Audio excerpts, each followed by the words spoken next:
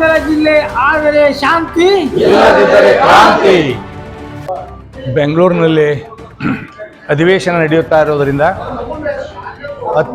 ಅತಿ ವೇಗವಾಗಿ ಜಿಲ್ಲೆಯನ್ನು ವಿಭಜನೆ ಮಾಡುವಂಥ ಕೂಗು ಭಾಳ ಅತಿ ಜೋರಾಗಿ ಹೊರಹೊಮ್ಮತಾ ಇದೆ.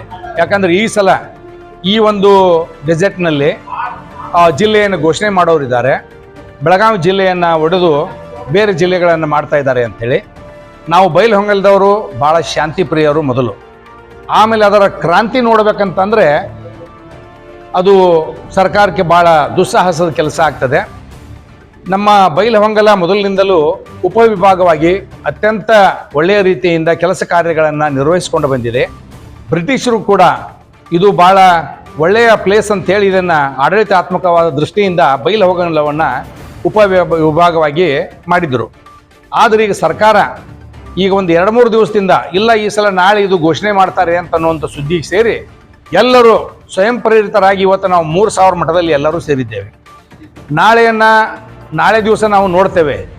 ಬೈಲಹೊಂಗಲ ಜಿಲ್ಲೆಯನ್ನು ಘೋಷಣೆ ಮಾಡಿದರೂ ಭಾಳ ಒಳ್ಳೆಯದು. ಮತ್ತು ಜಿಲ್ಲೆಯ ವಿಭಜನೆಗೆ ಕೈ ಹಾಕದೇ ಇದ್ರೂ ಕೂಡ ಅದಕ್ಕೆ ನಮ್ಮದೇನು ತಕರಾರಿಲ್ಲ.